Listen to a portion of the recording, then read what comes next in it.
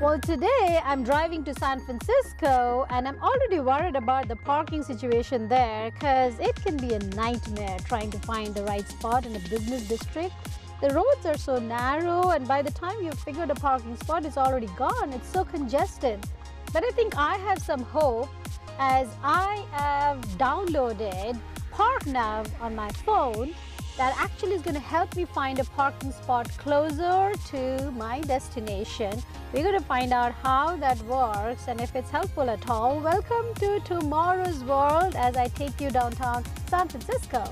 We started as a group of engineers who were at NASA. And we saw there was a potential to do something beyond what the market had available today. We thought this is just a fantastic area where we could apply this philosophy into. We want to give information and awareness to people, to government. If you have given chance that you can do something, I think you cannot stop yourself. Take any idea that you have to the next level.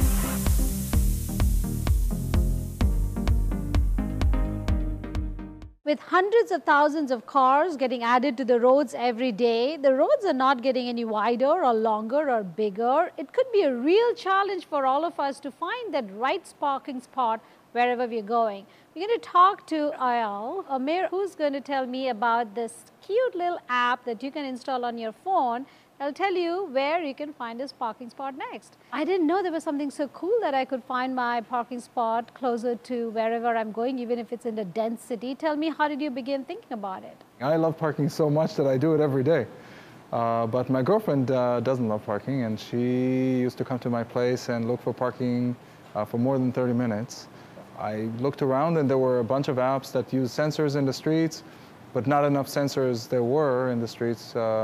And so there were also apps that would tell you when somebody is leaving, people would tell you that they're leaving, but not enough people would tell you that they're leaving. And so I'm a data scientist for 20 years, and I said maybe data science could help. And so we got a team of amazing guys together and we created Parknav. Now, is this similar to what we already see in some parking garages? They have a green light and a red light, and that tells you if that's open or a closed spot?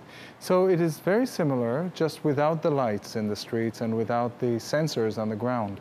What we do is we tell you for every street, in the street, green means there is a spot there right now, somewhere in the street. And if it's red, that means there is no spot. And you see it in your app, and you know I should go for the green and not go for the red. Now, this sounds like a huge amount of data that you have to compile, that every parking spot is censored. Is that how it's working?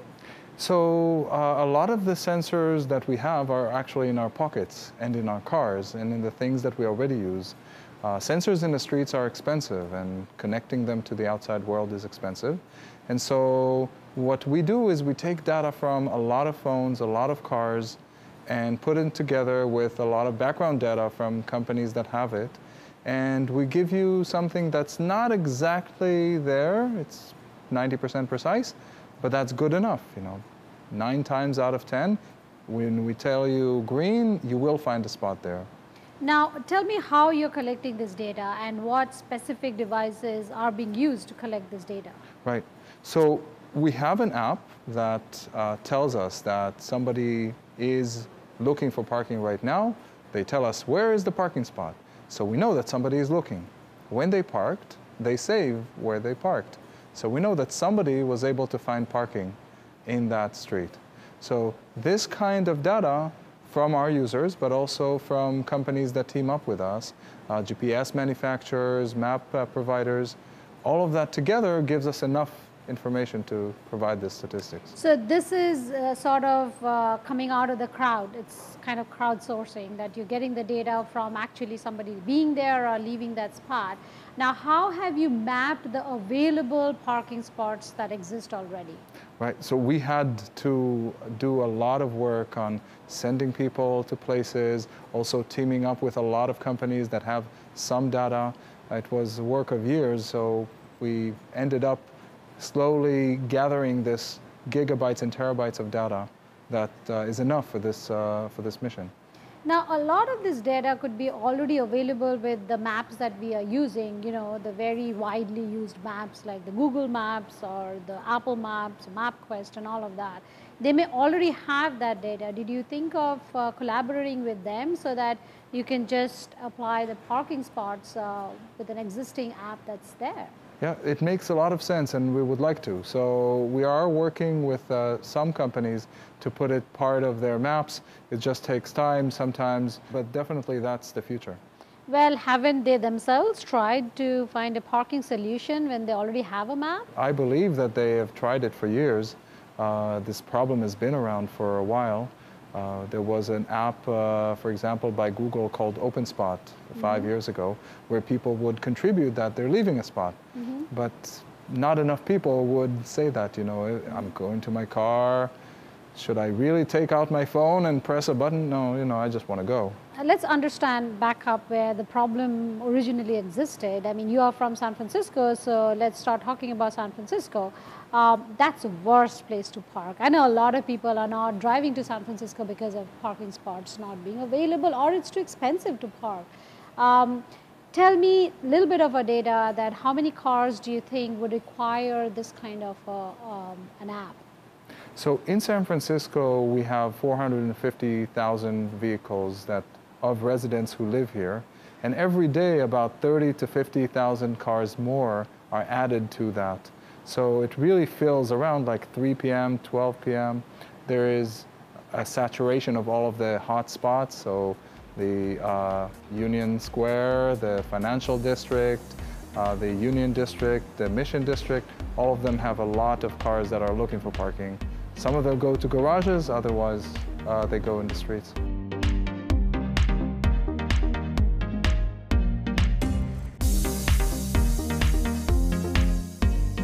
Well, as I can see, it's only going to get worse. It's because the more cars getting added to the streets, and just not San Francisco, anywhere in the world, particularly in metros, always cars are getting added and not that many getting removed. So when you're talking about finding a spot, are you able to also guide people to, outskirts where they could park and jump into a convenient sort of transportation to come to the cities? Right, so there are a good number of companies that are working on combining those find parking and then transport people from certain area with Uber or with different trains. So different companies in the market are working on those combinations. Our strength is really in doing the data science on top of sensors and on top of Internet of Things type sensors that move around. And so what we are planning to do is provide this data, and other integrators would take this data and combine it into this larger system that you're talking about. Now, how accurate are these data? So we are able to reach 80, 85, 90% precision. So that means 9 times out of 10, when we tell you green, you will find a spot there. And with respect to parking, that's good enough because even if we had a sensor, by the time you get to a spot, somebody may take it. So 90% is good enough. Now, are you giving options as well? Because some people like parking garages, some people like on the street parking. Are there options, or are you just directing them to one place? So in the app, you have the ability to reserve parking garage spaces through some of our partners. There are other companies that offer that service, and it's embedded in the app. You're also able to select, look only for free spots, or those that require a zone permit, because I don't feel like paying anything or I want to stay for longer. So you can tell that to the app and it will show you where it's available right now. Now that's interesting. You said you could partner up with already existing garages to reserve a spot. Would that mean that they pay more for that so that it can be monetized as well? So that really depends on that market, and it's still being formed. There are several good companies that are providing that service, and as I said, we team up with them. Some of them actually give you a discount when you make the reservation through them, because this way the garages are able to attract more people to them in advance and monetize easier. So where all have you implemented this already? So we implemented this in right now 20 cities in the US that are live to app users and 10 cities in Germany that are, again, live for app users. We also have for our customers 210 other cities that we provide all over Europe and in the US. And as far as embeddings, we're today launching this in all BMW cars in the US and all BMW cars in Germany. Well, in terms of your finding, which cities in the world seems most congested with cars? Well, New York is definitely hard, Manhattan. San Francisco is not too far behind. But typically most cities, some parts of them will be really hard at specific times and other parts will be really hard in other times. So, you know, residential areas during the workday, usually they're pretty easy to find parking. The problem comes in the evening. This is quite exciting is because I cannot imagine the amount of hours that are wasted just to find parking, and you know, you're running to a meeting, the stress level is just so high to find a spot for yourself. I mean, this could solve a lot of problems, but building this company, what were some of the challenges you faced? Oh, well, with startups, there are challenges that are way beyond building the product. So in our case, there was the first challenge of, would it at all work? You didn't know if statistics would be good enough. Is there enough statistics? And then where would you get the data? And then how would you scale it to like cities the size of Chicago or New York? And then the question is how to monetize it. You know, there is an advice that people tell you when you build a startup. You ask what kills startups, and they tell you something that sounds completely obvious, which is startup die when you run out of money. And it sounds, okay, you didn't tell me anything, that's obvious. But that's actually the main thing that everybody who's doing startup, after they kind of do the first steps, they realize that this is really the biggest, hardest thing. As an employee in a company, you kind of are used to getting salary, and so you almost don't think about it. With a startup, you reach the edge of the cliff, and that's it. Now, talking about money, how did you get funded? So we were very lucky. At the early days of the company, when we already had the product in a couple of cities, we got our first project with a car manufacturer, and that gave us a huge spring forward. We got also some little funding from a child company of Deutsche Telekom, and then later from angel investors, very good here in the Valley. And so that catapulted us to being able to close deals like the ones that we've done with BMW now. Now, tell me this, when you started this company, you had no idea that, you know, you're going to have a market and people are going to buy it. So did you set yourself a timeline that, you know, I'm going to work for this many years, and then, you know, if I don't make money, then I do something else? How does it work with an entrepreneur of this size who's trying to build a worldwide product, but with a very limited amount of funding? So, you know, I came to Silicon Valley when I was like 25 in like the high of the internet bubble. And so I was under the impression, do you build it and everything will be great? But that didn't happen. And so whatever plan I had, did not expect that it would take this long and it would be this hard. But at the same time, you know, it's kind of like climbing a cliff or from a valley, you know. The more you climb, the more you're able to see where you can reach. Until you reach like where you thought was the top, you cannot see where the real top is.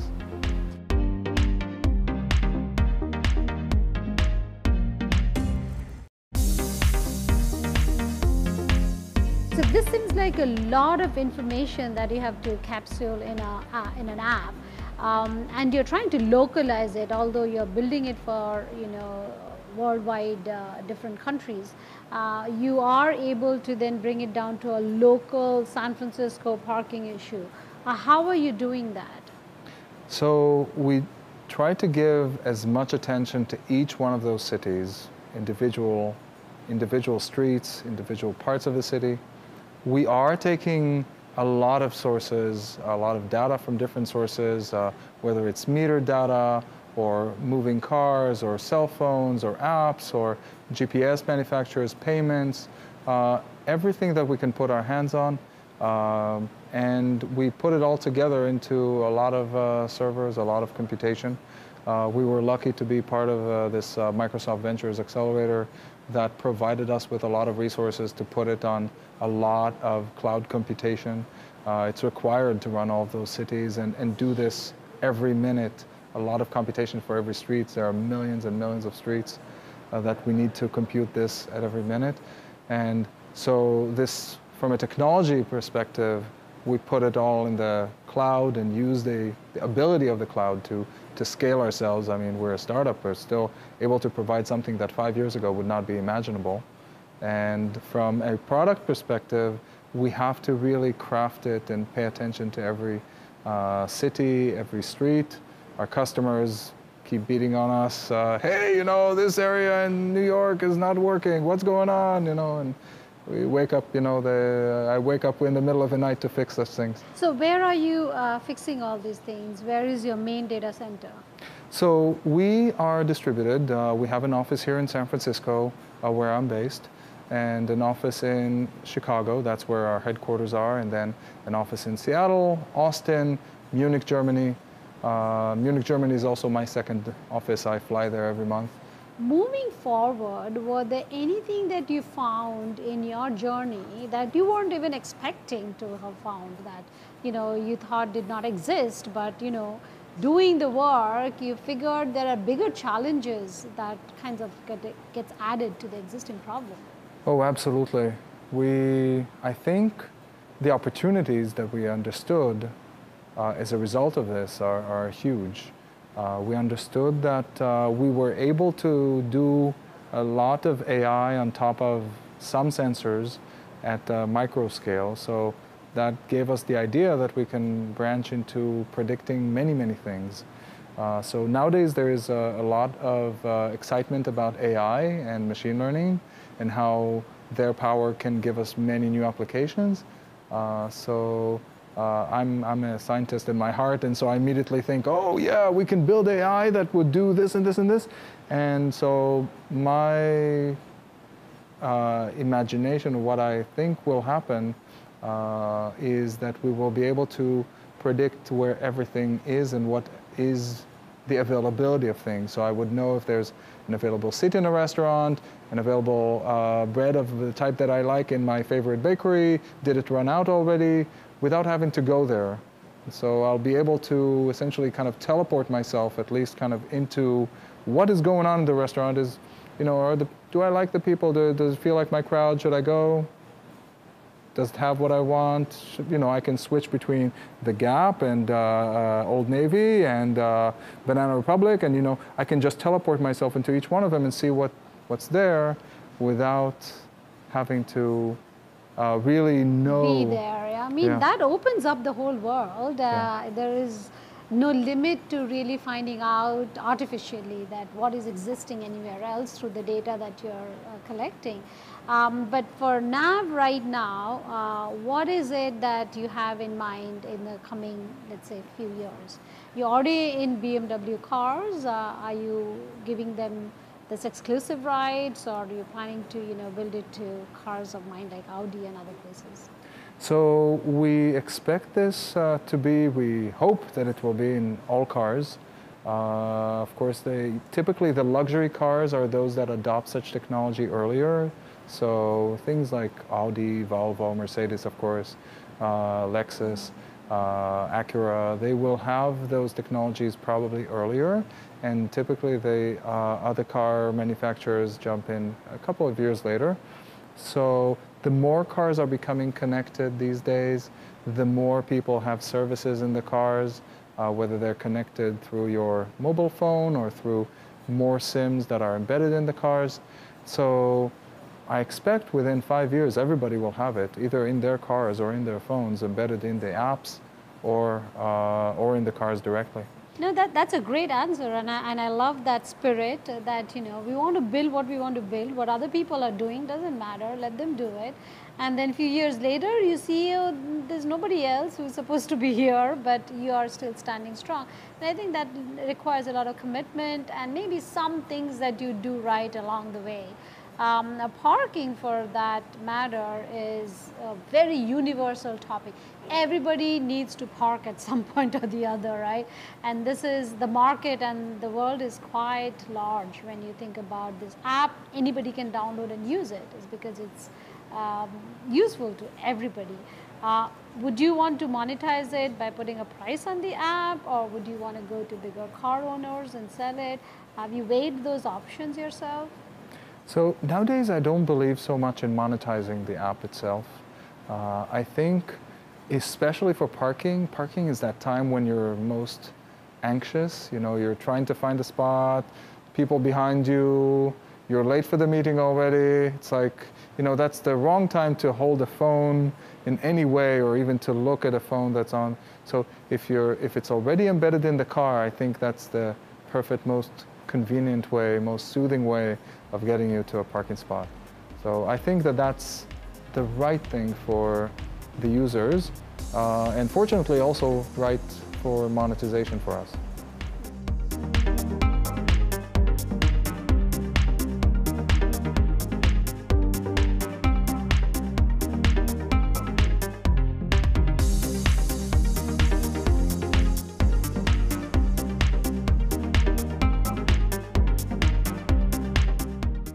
With parking being a challenge in most metros around the world, Parknav sure is an extraordinary invention.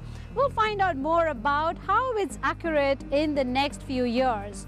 We'll see you next week, same time, same place on Tomorrow's World. Till then, do take care of yourself.